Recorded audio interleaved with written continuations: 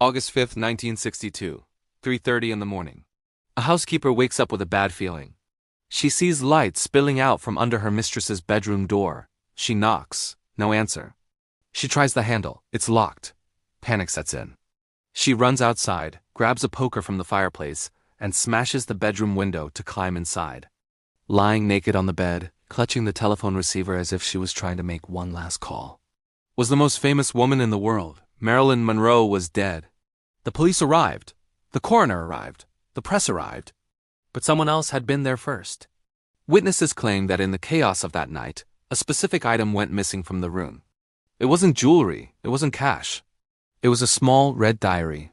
The book of secrets that Marilyn kept hidden from the world. The official story was probable suicide, a tragic overdose by a lonely fading star. That is the story they wanted you to believe, but the truth? The truth is buried in government files that were classified for decades. Because Marilyn Monroe wasn't just an actress. She was a woman who knew too much.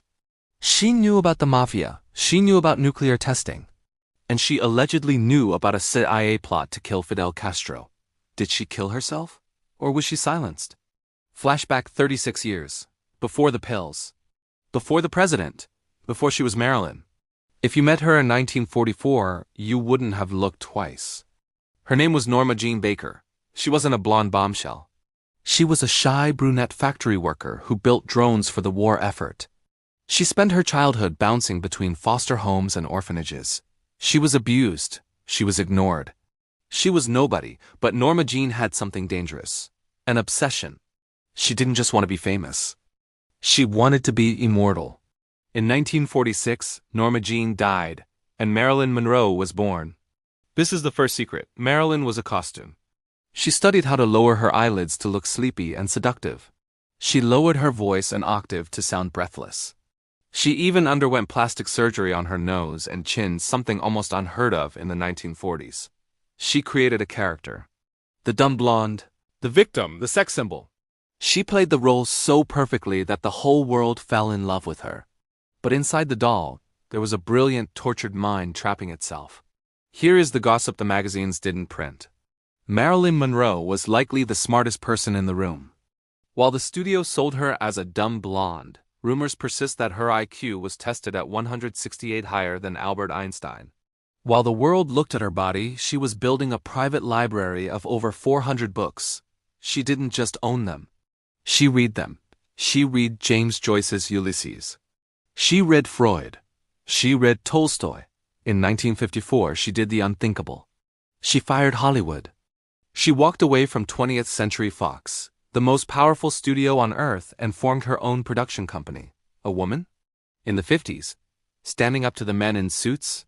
It was a scandal. And she won, but her intelligence led her into dangerous waters. She married Arthur Miller, a famous intellectual targeted by the government for communist ties. Suddenly, Marilyn wasn't just a pinup girl. She was a person of interest. The FBI opened a file on her. Agents started following her. They tapped her phone. They tracked her trip to Mexico to meet with Frederick Vanderbilt Field, a known communist exile. They thought she was a national security threat. They had no idea how right they were about to be. By 1960, Marilyn was spiraling. She was fighting a brutal, secret battle with endometriosis, a condition that caused her excruciating pain and led to multiple miscarriages. To cope with the pain, she became addicted to painkillers. And in this vulnerable state, she fell into the orbit of the most powerful family in America, the Kennedys. The gossip is legendary. The affair with John F. Kennedy, the president, but it wasn't a romance. It was a power play. Marilyn thought she was going to be the first lady. JFK supposedly saw her as a fun weekend at the Calneva Lodge. When JFK got bored, he reportedly passed her off to his brother, Bobby Kennedy, the Attorney General. But Marilyn wasn't a toy. She was a woman who wrote things down. She kept a little red diary. According to Robert Slater, a friend of Marilyn's, this diary contained dangerous details. She wrote about the Kennedys' connections to the mafia. She wrote about the CIA's plots to kill Fidel Castro. And in the summer of 1962, when the Kennedys tried to cut her off, she threatened to hold a press conference. She was going to tell the world. August 4th, 1962, the last day of her life. Witnesses claim that Robert Kennedy visited Marilyn's house that very afternoon. Neighbors reported shouting. A violent argument, Marilyn screaming that she felt used and betrayed. RFK left. Hours later, the housekeeper, Eunice Murray, found her dead. But the timeline doesn't make sense. When the police arrived at 4:25 a.m., they found Eunice Murray doing something strange. She wasn't crying, she was washing sheets. Why was she doing laundry in the middle of the night while her employer lay dead in the next room? And then came the autopsy. The coroner found acute barbiturate poisoning, enough drugs to kill 3 people. But here is the detail that keeps investigators awake at night. There were no pills in her stomach. If she swallowed 50 pills, there should have been residue.